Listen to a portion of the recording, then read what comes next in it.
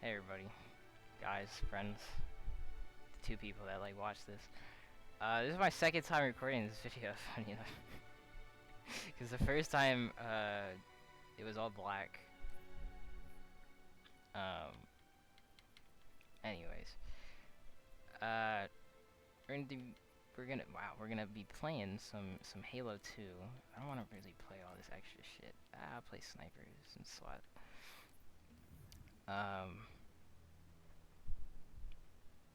Halo 2 is my favorite Halo out of all of them. I did play a lot of 3 back in its prime. From essentially 2007 through 2012, 2013. That was Halo 3's prime. Even by then, Halo Reach came out, and then that had its prime up until like probably 2016.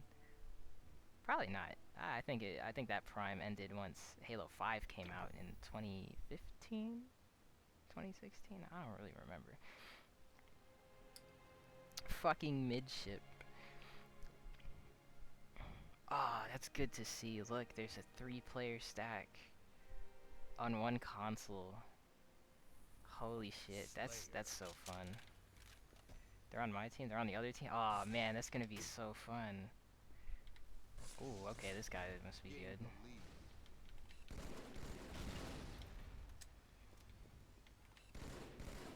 Miss Griddles. Miss Griddles killed by. Alright, well, I didn't get that kill. I don't know where I'm being shot from. I don't know how I survived that, but I'll take it. Sorry, bro, I gotta take that kill from you.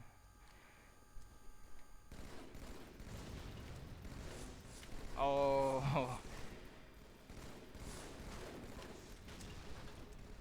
Wow, okay, this is about to be intense. Not necessarily, actually. They only got 1 kill. They only got 2 kills.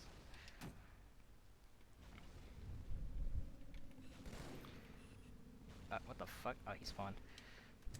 So, in the spirit of Halo Infinite showing off gameplay, being, you know, officially shown off, and that it's free to play, I've been playing a lot of Halo. It's Halo, as any Halo, essentially, except 5. I don't play 5 anymore. So I've played a lot of Halo. Not a lot of Halo Reach, because honestly, it's my personal least favorite, just because it doesn't feel fun. Something about it just isn't fun, or to me. But that's mainly in the sense of playing alone. I should, you know, definitely. Ooh, I should definitely exaggerate that. Just playing alone is boring for Halo Reach. Definitely Halo Reach was designed with social interaction in mind, and it shows. All the other Halos are pretty enjoyable by themselves. Fuck me, I got shot in the back. Fucking, there's a shotgun on this map? Where? Oh, probably beneath one of the... Oh my god, where is his... Oh... I was supposed to lose that. Fuck.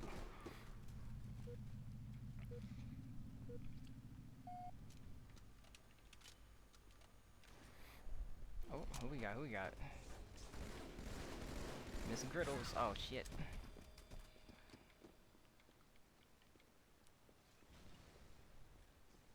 Oh, where they at? Yeah, oh. Ah, fuck. Ooh. Alright, bro. You got it, you got it.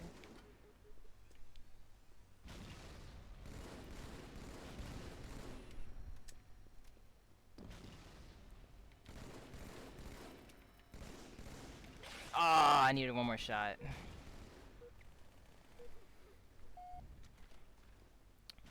Every game has, like, its meta. Especially since the battle rifle came out. But in Halo 2. Because in Halo, okay, so Halo Reach came out after Halo 3, so the meta for that game essentially is the DMR, because the battle rifle didn't exist in that game.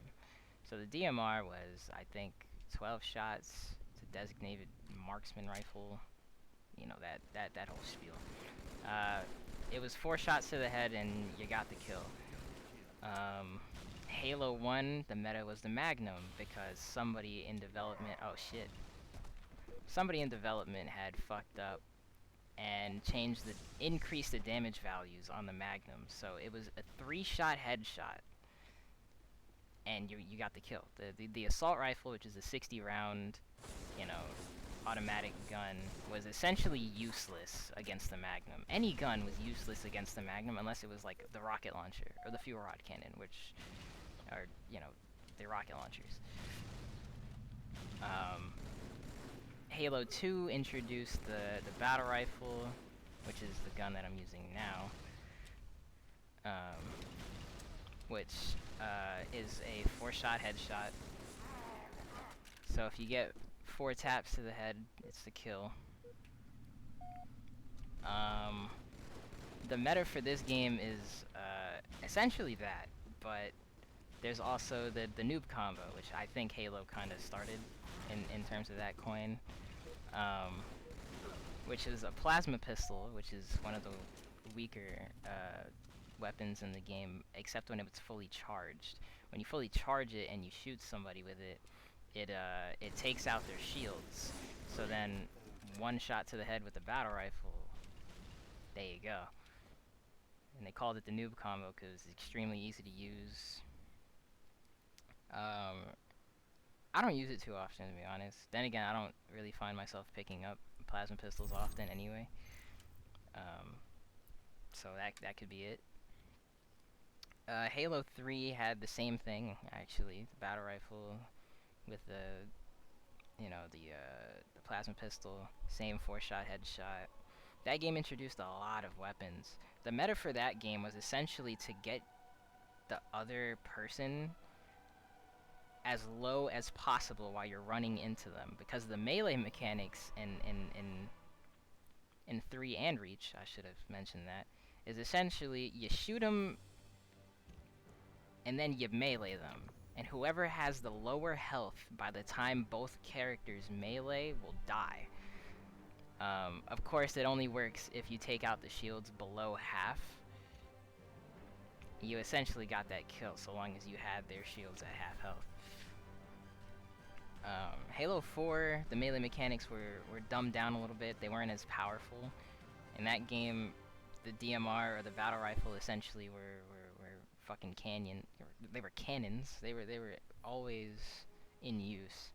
They introduced a big ass LMG called the Saw, which would eat away at your health super fast.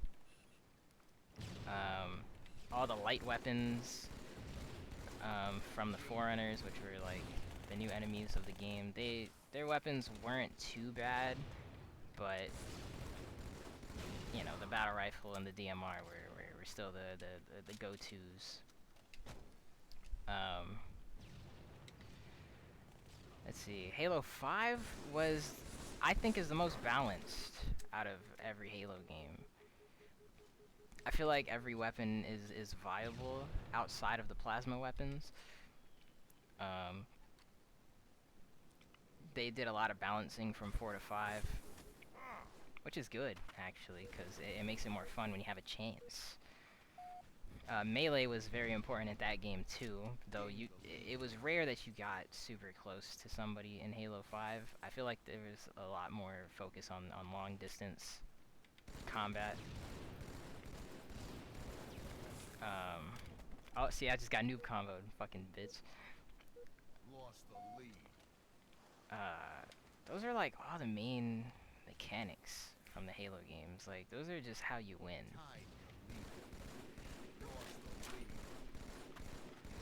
I don't know how this guy, he probably had the overshield or something. Either that or I just missed a lot of shots. That's essentially what's happening. Like, I don't personally think that Halo Infinite is going to have like a super complicated meta. I hope that like the new weapons are balanced enough so that you don't choose weapons over the other. Halo Infinite looks really good so far. It does come out this holiday season. Uh, and personally, Lost the lead. I'm excited. Um, I'm not super overhyped about it because I don't know what the story is, especially after 5. So I'm not entirely sure how to. I don't know what to think, but I'm still excited. I'm just not hype. You know, the last time I got hyped for a game was Dark Souls 3. And even then, I'm excited for Elden Ring. I'm not super hype about it because I haven't seen a lot of gameplay that is an evolution of what we already have. Like, if Elden Ring has, like, different mechanics like Sekiro, because Sekiro I was hyped for. So I should say that was the next game that I was hyped for, was Sekiro. From Dark Souls 3 to Sekiro, there was a lot more verticality in that game. They dropped the stamina bar. There was a posture system. That's an evolution of the Dark Souls formula. See, Elden Ring looks like it's following the Dark Souls formula as opposed to evolving it. I mean, we got a horse. That's about We got a horse. That's about as much of an evolution I see. There is still some verticality. They still have like summons. So you know, it's a mixed thing right now. I'm not entirely sure how hype I want to be. God damn, I got sniped. E3 2021, bro. This shit sucked. I'm gonna be honest with you. It wasn't really that good. It wasn't too exciting.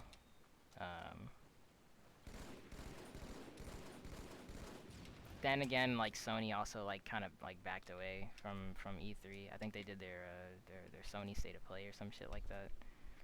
I think they're just kind of opting out of E3 from now on because ever since the pandemic started, it's been hard to do E3. And working from home has just kind of like made a lot of games a little bit less interesting, in my opinion. Like, games have just been very lackluster as of lately, so I haven't really been super excited about anything gaming. Like, I've been playing a lot of Battlefield, because of Battlefield 2042, I think it's 42. That's really it. Like, Battlefield's exciting. I'm not excited about Call of Duty. I'm kind of tired of Call of Duty. I don't think it's super fun. Like, that's kind of a hard thing to say. Because, like, Cold War is fun, but it gets boring really fast. Like, there's not a lot there, in my opinion. You know, I don't play Warzone, because fuck that place. That's just Hacker Central. And Infinity Ward / Activision is not introducing any anti-cheats, so fuck that. Damn, that nigga, yo, he got a nice fucking combo with that rocket. Yes, that's why I'm not super excited about any new Call of Duties. Any Call of Duty coming out within the next year or two needs to do something super innovative. Like Modern Warfare was a good idea. It really was. A new engine, new mechanics. They did so much that was so good. And honestly, I really enjoy Modern Warfare over Cold War, but Cold War is more fun to play. It feels more arcadey. That's what Call of Duty has always been. So if they do what they did with Modern Warfare, but make it more... I don't know. There's something about it that isn't super fun to play. I feel like since I don't understand the mechanics, that might be my fault. But something about it makes it hard to kill. At least in my opinion. I know there are a lot of people that are really good out there, and they're probably, like, super fucking... They understand the mechanics. But me, I can't get used to them. I'm stuck in Modern... Like, when I see Modern Warfare, I'm stuck in, like, Modern Warfare 1, 2, 3. And I was really good at those. Cold War came out, and I was really good at that. I don't know, something about it was just really good. I don't really know how to explain it. Damn, this guy. The fuck is this guy saying?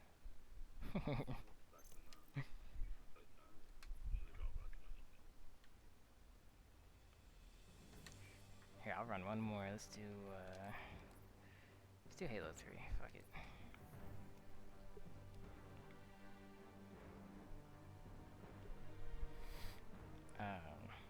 Yeah, Call of Duty is definitely like slipping up in my opinion lately.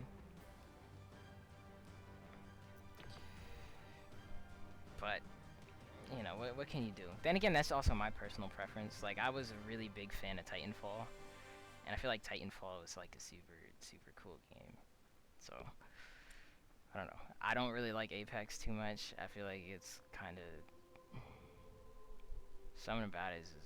I mean, it's fun to play with like friends, but I can't sit there and like grind. Like, I'd rather just play Titanfall. That's just my opinion, though. The gaming landscape has definitely changed, where AAA games are not to be trusted. You know, anything that revolves around a big studio, you can't trust them. You know, but indie games and you know, small teams have been essentially keeping, you know, the industry alive. And you know, it's good in my opinion. I think it should be that way, because big studios need to understand what it's like to put love and care into their projects nowadays. I feel like it's kind of just forced upon them for money, as opposed to the true love and care that goes into making really good video games. It's always a battle, to be fair. It is always a battle over what game is gonna work. But there's got to be something game developers need to do, even if it's something as simple as going back to their roots, which a lot of games are doing, going way back to their roots. And I didn't want to steal this kill. Going back to their roots and figuring out what they did that made their franchise so special. Unlike Ubisoft. I should say that really fucking exaggerated. Unlike Ubisoft. Ubisoft, I feel like, is never gonna understand their properties anymore. Like, Rainbow Six Extraction, like, no. What they should have done is just made it an expansion pack. I feel like they would have made more money that way, and it would have made more sense. Or at least not sold it at fucking $60.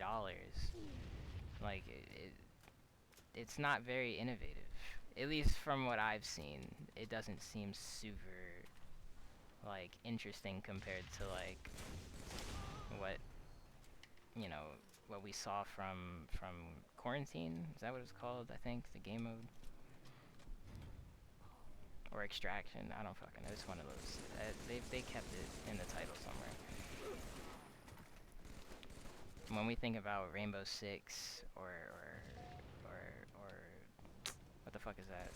Ghost Recon, we don't think of the games that we've gotten. Now, Rainbow Six Siege is a very fucking great game, don't get me wrong. I have probably 600 hours across all platforms. But there's something that needs to change with the formula. Like, Ghost Recon turned into an open world RPG. Like, what the fuck? Like, where the fuck did that come from? You know, what happened to the actual pure squad-based combat that it used to be? We need a new, like, SOCOM or something. Like a genuine, like, war squad-based shooter. Like, I don't know. I feel like a lot of games that were really good in the early 2000s need to have some form of a revival. This guy's lagging. Oh my god.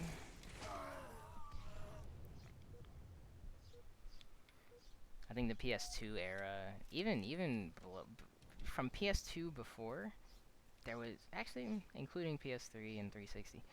That era of games and like before it were the most creative, the most innovative, the most interesting.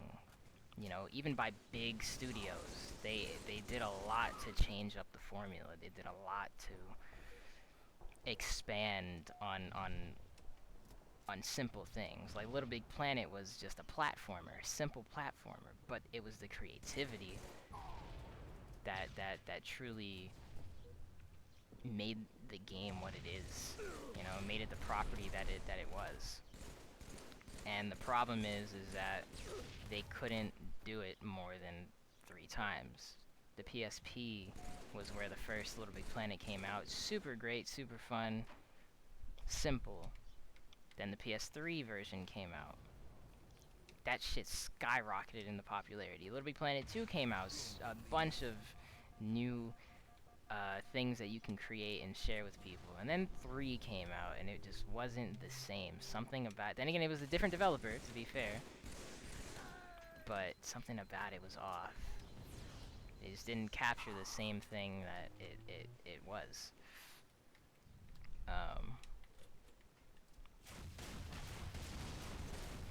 Fuck this guy. Oh, shit. Then that goes back to Ubisoft. Assassin's Creed was good. Once Black Flag came out, that was the peak. That was the peak. Unity was great, in my opinion. Unity was great. I love the innovation, obviously, in graphics. Obviously, the free running system was super different. I loved it. The combat was reformed, and it was interesting. Although still relatively basic, it felt more engaging. Unity was the innovation, the last innovation before it went downhill. I don't like Origin. I think Origin is boring. I think Odyssey is interesting in concept. I never played it, but it's interesting in concept. Valhalla was super fun, but it just didn't feel like an Assassin's Creed game. At that point, they could have just named it Vikings. There's a lot of things, man. So many things that just aren't the same anymore. Oh, if a game has guns, it needs to meet specific standards within third-person or first-person rules. If it's a platformer, it needs to have some form of fucking existential story, like Limbo or Little Nightmares. Like, the gaming landscape has turned from something super fun and creative with any property that is released to just fucking, like... It's just edgy now. When Battlefield 3 came out, all the games were fucking edgy military shooters. But they were fun, edgy military shooters. Each new one that came out had something new to bring to the table. But now, not so much. I see a lot of games, even early access titles, that try to copy Rainbow Six Siege. A lot of things that are they're just games that are just copying one another. There's no innovation nowadays. Now, granted, some games like Police Simulator are kind of cool, where it changes up the narrative of video games, and from what I've seen from that game, it looks kind of fun. Simple but fun. A lot of simulator games are just more interesting than AAA properties. It's so weird. Totally accurate Battle Simulator, I find myself playing for an hour, 2 hours, and I don't know, it's super fun for some reason.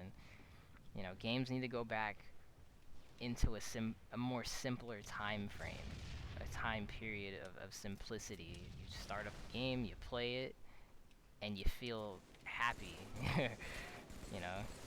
People are trying to push this narrative of player choice, when in reality, why would we want... I mean, yeah, okay, role-playing games, sure. You know, role-playing games are definitely made for more complicated characters who want the in-depth aspects of role-playing, leveling up your character, playing whoever you want, so on and so forth. That's fair. But not every game needs to be an RPG. Not every game needs fucking experience points. Not every game needs dialogue options and super complex choices. Like, I feel like video game developers are putting so much strain on themselves because there's some stupid standard that nobody put onto them other than themselves. They're following whatever trends are set at that point instead of creating their own trend. Rockstar has turned into a complete fucking joke with all of their online systems, and especially GTA Online, how it's still pay to win. That shit's never gonna change. But the sad thing is that the game is fun. So it makes you want, like, people who don't want to pay, it makes you want to play the game, but the problem is that it's too much of a grind to pour into, like Black Desert. There's a lot of things that the gaming industry needs to do. Ever since microtransactions came out, the world has changed. Every system that has ever existed is somehow tied to fucking microtransactions, and that's fucking insane.